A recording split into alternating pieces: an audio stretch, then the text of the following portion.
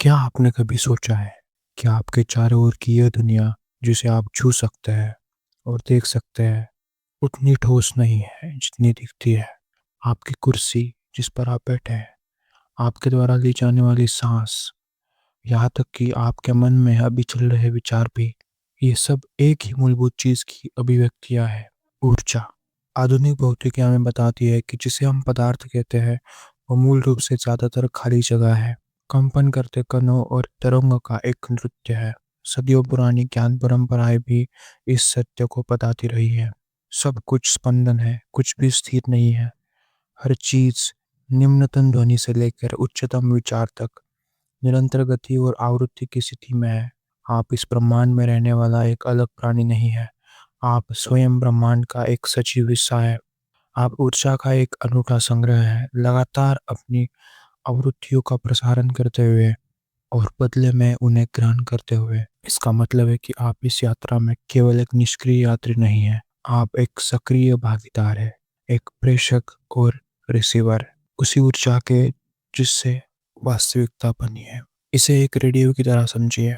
आपके आसपास हर समय अनगिनत स्टेशन अलग अलग तरह का संगीत बजा रहे होते हैं, शास्त्रीय, रॉक, जैज, लेकिन आप केवल उसी स्टेशन को सुन पाते हैं जिस आवृत्ति पर आपका रेडियो ट्यून होता है।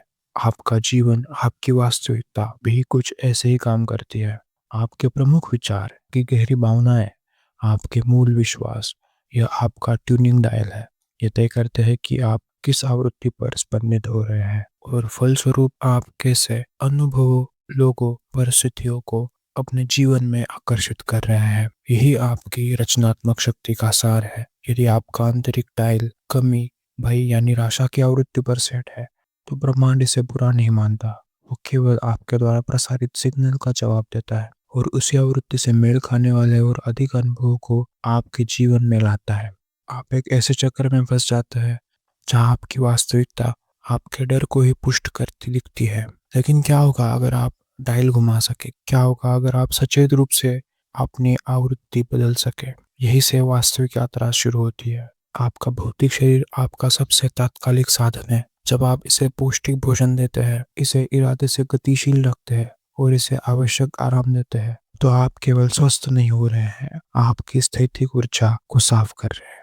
अपनी ऊर्जा को अधिक शक्ति और स्पष्टता के साथ प्रवाहित होने दे रहे हैं। आप अपने पूरे अस्तित्व की आधारभूत आवृत्ति को ऊपर उठा रहे हैं। आपका मन अगला मोर्चा है।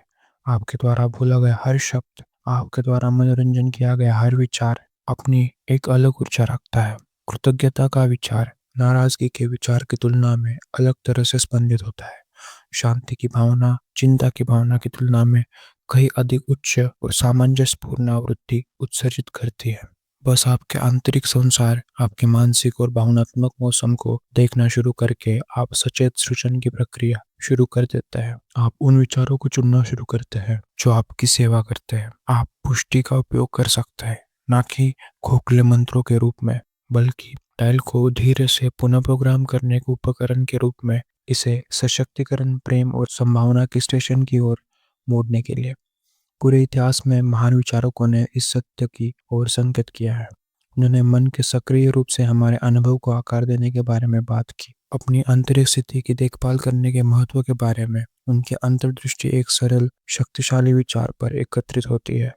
हम केवल दुनिया पर प्रतिक्रिया नहीं कर रहे हैं, हर पल हम इसके निर्माण में भाग ले रहे हैं। हमारी आंतरिक दुनिया की गुणवत्ता सीधे हमारे बाहरी अनुभव की गुणवत्ता निर्धारित करती है। तो आप सही ढंग से स्पंदित होना कैसे शुरू करें?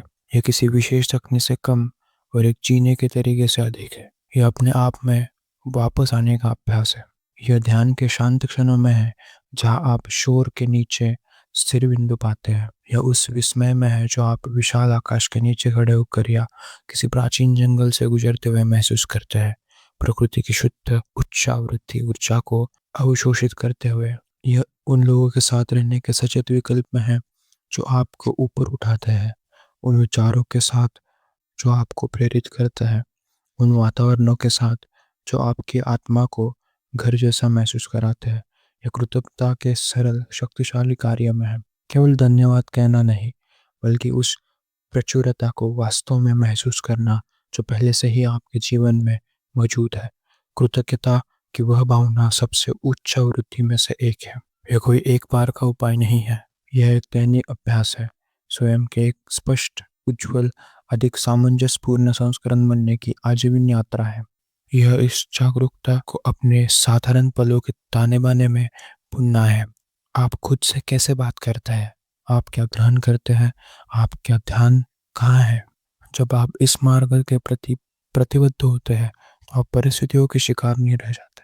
आप एक सचेत निर्माता बन जाते हैं। आप सीखते हैं कि परम शक्ति कोई ऐसी चीज़ नहीं है जिसका आप पीछा करते हैं। ये कुछ ऐसा है जिससे आप जुड़ते हैं।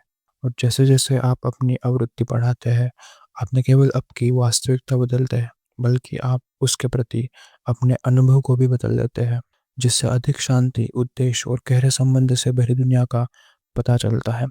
मेरे साथ ये समय बिताने के लिए धन्यवाद। आशा है कि यह विचार आपसे जुड़ पाया होगा और आपको उस अविश्वसनीय शक्ति की सौम्य याद दिलाएगा जो हमेशा से पहले से ही आपके बेहतर मौजूद है।